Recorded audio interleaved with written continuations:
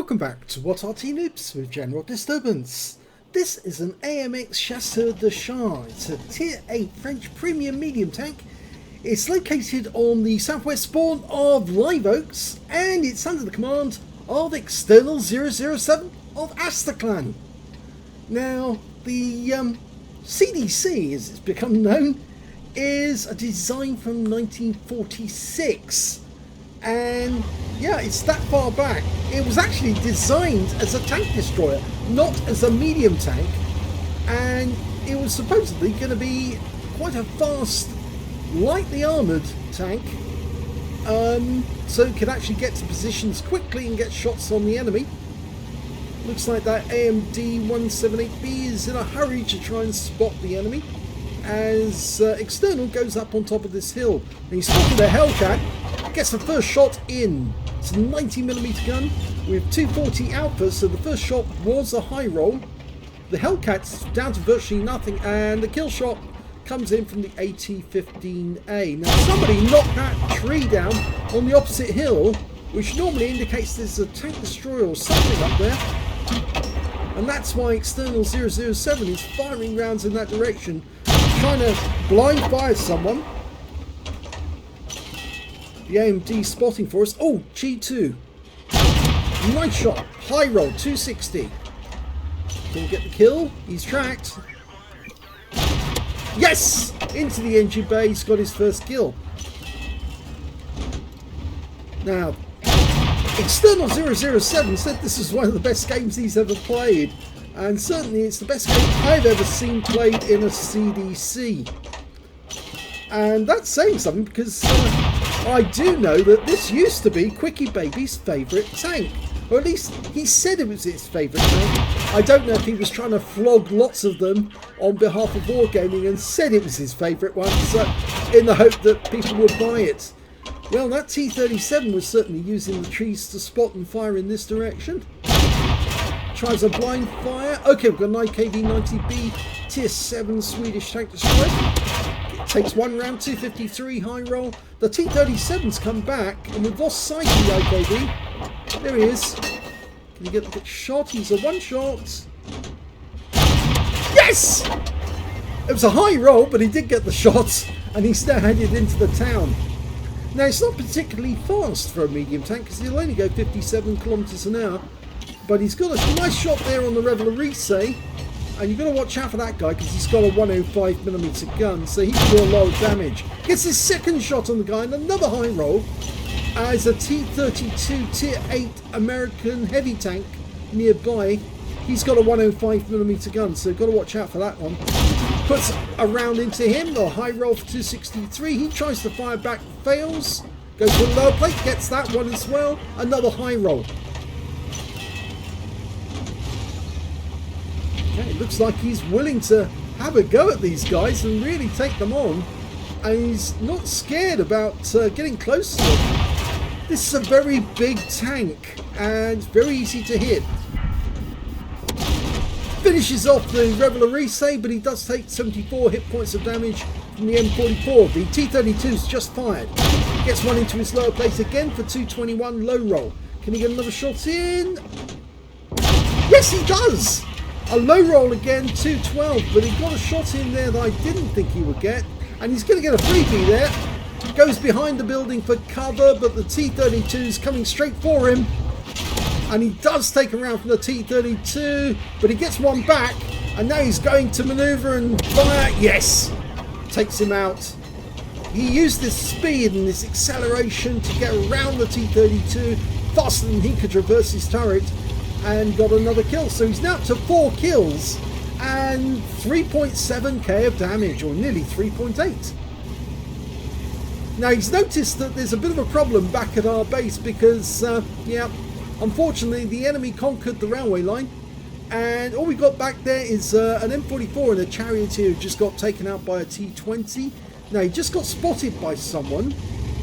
He's backing up because I think he thinks it's behind him. Yes, it is, and it's a Panther. Okay, he's using his 10 degrees gun depression. He gets one shot into the Panther. And his fast reload. Got a second one in. And a high roll this time, 247. It's really good that this thing's got 10 degrees of under pressure, but that's something that comes from it being a tank destroyer design. You know, tank destroyers need good gun depression. That must have been the guy who spotted him. It's a VK3001D. Tries to waggle to avoid the shot. Fires one back. I think that hit the wreck of the Hellcats. That VK's still there. That was probably the guy who spotted him. There he is. He went down into the dip. Gets one into his turret. 242. Another high roll. He's a one shot. Can't get a shot on him at the moment, but he pops up. And go for it, go for it, go for it. Oh, hit the ground. But the kill shot comes in from our KB2.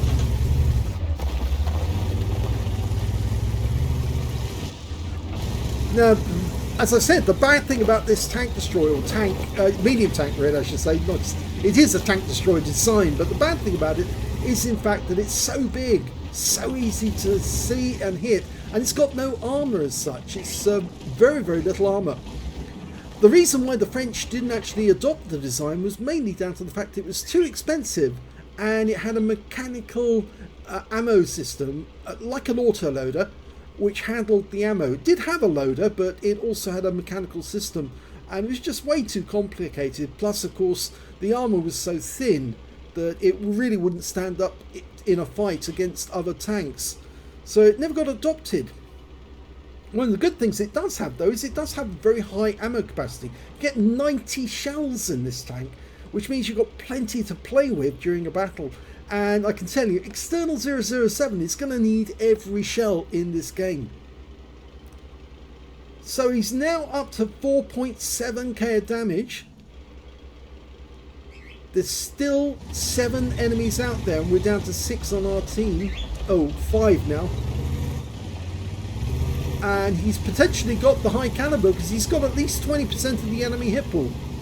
How do I know that? Well, there's a little symbol on the top bar next to the scores, the hit points left. You can see there's a high caliber symbol with a tick next to it, and that tick indicates you've got the 20%. Doesn't necessarily mean you've got the high caliber, because somebody else could get higher than you and they could also have the tick, because remember, it's only 20%. Ah, right, there's the GSOR 1008.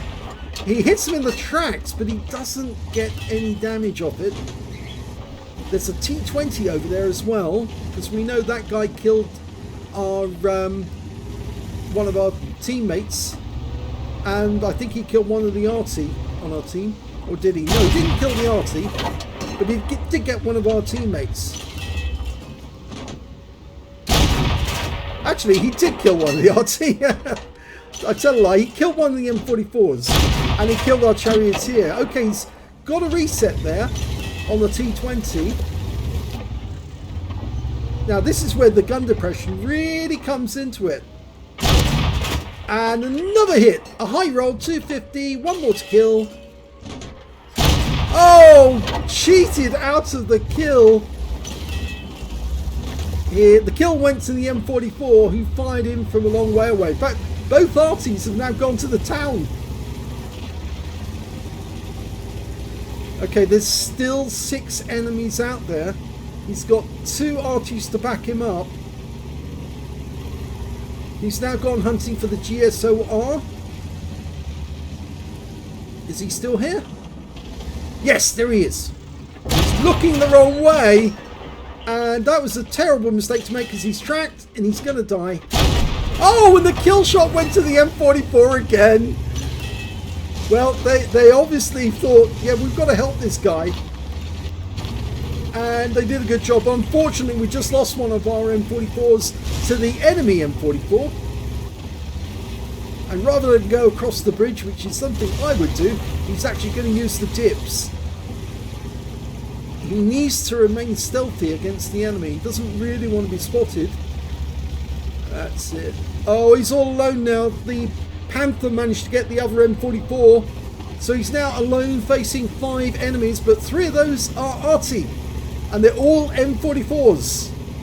So that's bad news. And one of those M44s has got 4 kills. And there's one of them right now. Is that the one who got 4 kills? I hope so, because if it is that one, then he's a major problem. Yes! And it was the one who had 4 kills. And there's one of the other ones. And he gets a low roll on that one, but he's close enough that we should be able to take him out. Well done. So that's 2 Arty and a Pascucci's medal. And a Top Gun. Okay, so there's a Panther, an IKV-90 and an M44, and the enemy started capping. Rather than try and shoot across the water into the cap, he's going to get closer. Now he's taking a bit of a risk going across here because the IKV-90 could be anywhere nearby and might be watching to see if he pops up in a similar position like he did with the T-20. You can see he's headed for the bushes so he can use his gun depression and get shots on the Panther without being seen. In fact, there's 2 in the cap now, so he's not, the IKV-90 is not looking for him. He's already in the cap. Okay, so they've almost capped out. He's gone back to the same position again. He needs to move in quick because the enemy is almost capped out. 1 second to go. He gets a reset. Oh my god, that was quick. And the Panther fired back, but he'll get one more. And he gets the kill, but he did take a hit. Now, we can't see the other guy. Presumably, he's just the other side of that shed. Well, we see him. Yes, it's the IKV-90. He's looking this way. Not sure if he can see us, so he's backing away. And 1 shot kills him, and that's a Radley Walters. And there's only 1 enemy left, and he just made his presence known and where he is. Now, that was unfortunate for the M44 because it means now we know where he is, and he knows where we are, but he also knows we're coming straight for him, and there's not a lot he can do to stop us. If his shot had been on target, he might have been able to take out this CDC, but External is now on a mission to win this battle. If he does, he'll get 9 kills, but more importantly, he will get a Kolobanov's medal because he was facing 5 enemies all alone. He'll also pick up a Dimitri's if he gets this Arty as well. Okay, anticipating that the M44 is headed south. And he has headed south. And there he is. First shot fails. Now, the M44 can't get him whilst he's here because he's too close to loop the shell over. But he's trying to bait the M44 into firing so he can then shoot over the line and get a kill shot. So get it right. Bait the guy to shoot. Using the bush. The M44 can't see him. Now he can see him. But again, it's too difficult when the curve of the railway line, the embankment, actually stops the M44 from getting a clean shot. And he's having to constantly adjust his position. He doesn't know from which bush he's going to turn up. Oh, he's got this one now. Using the bush mechanic. He gets 1 in, 240. It's an average roll. This is for the game, for the match, for the win. Yes! What a victory! Excellent game. Well done, 007. What an incredible battle that was for External007 in the CDC. He managed to get his first ace tanker in that game. Yep, you can tell it's an ace tanker because of the M, but it's the first ace tanker because he got the scrolls underneath. You only get that the first time. He also got a fire for effect for doing more damage than hit points to his own vehicle, a sharpshooter for getting 10 or more consecutive shots on the enemy, as well as a master gunner for getting 5 armor penetrating hits in a row, a duelist for taking down 2 tanks who damaged him, a hand of God for surviving the battle, having received damage from 4 different enemy tanks, at least 4, and he also got a bruise medal for getting at least 5 critical hits. He managed to get 12 in this one, but just look at the epic medals he's managed to get out of this one. He got a Dimitri's medal. He killed all 3 enemy Arty in this game, and the last one, well, he did that extremely well. He also managed to get a Radley Walters medal for getting at least 8 kills. In fact, he got 9, 1 short of getting a Pools medal, but there was not enough enemy left to get the Pools. But he did get the medal everyone would like to get, the medal for standing alone against at least 5 enemies and beating them, all of them. And he got the Kolobanovs. On top of which, he got 3 Battle Hero medals as well. He got the High Caliber for dealing the most damage in the game, a Top Gun for getting at least 6 kills, and he got a Defender because he reset the cap enough times to get at least 70 defense points. In fact, I think he reset the cap so much that he's well over 100, so it'll only show 100 in the results. But just look at that win 8. That is an incredibly high win 8 for this game. 32,174 on the win 8. You won't find many games with such a high win 8. It shows that he really basically carried his team on his back the whole way and won that game. In fact, a lot of the tanks that his teammates managed to kill, he'd already hit them and done damage, or enough damage to take them out of the game, or at least immobilize them and make them easy prey. Let's have a look at team score and see where he came. 7,129 hit points. The next high scorer only had 1,679. I think, yes, you can see now why he did carry his team on that one, because he did nearly 6 times, well, 4 times the damage that 5 times the damage that his teammates managed to do. And if you look at the next high score after that, that will be the GSOR with 1,008, who got 1,672, and the next high score after that was the T32 with 1,587. When it came to kills, again, he's got the highest with 9. The next high scorer was the M44, who had 4 kills. 3 kills went to the GSOR 1008. And when it came to base XP, he's over 2,000. Yes, you rarely see somebody get a high XP or higher XP than that. 2,183 experience points. 570, oh, actually it's 598 to the M44 in the enemy team. He did very well. And the second highest after that, the third highest damage rather, is the Charioteer, who died to the T20. He got 575. External fired 52 rounds in that game, got 36 direct hits and 33 penetrations. It's a fairly decent 90mm gun. It's one of the good things about it. 7,129 hit points, of which 2,400 were at more than 300 meters. He received 5 hits from the enemy, all 5 penetrated. Yeah, as I said, this thing has no armor. If you get hit, you're going to get penetrated and it's going to do damage. And so really, you don't want to get hit by the enemy. Try and be stealthy as you can. He also received 3 hits by way of splash damage. As we saw, there were 3 very capable Arty on the enemy team, and especially that one who managed to get 4 kills.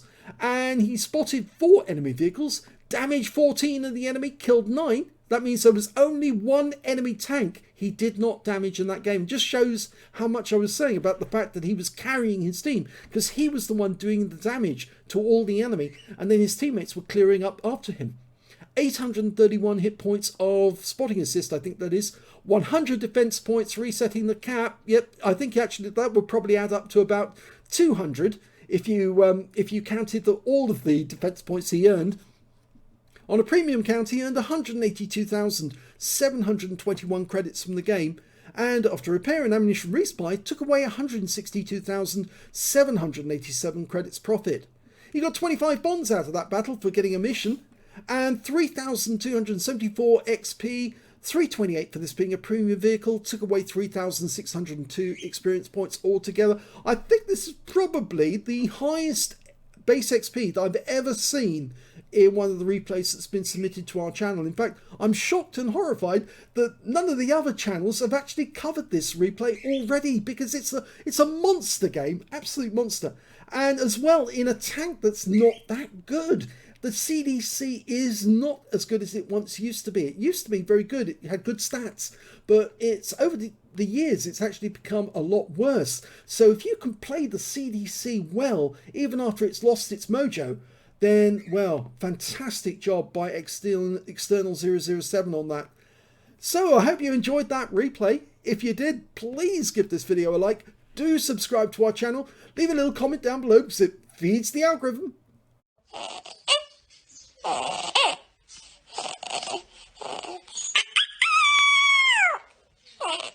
And thank you for watching.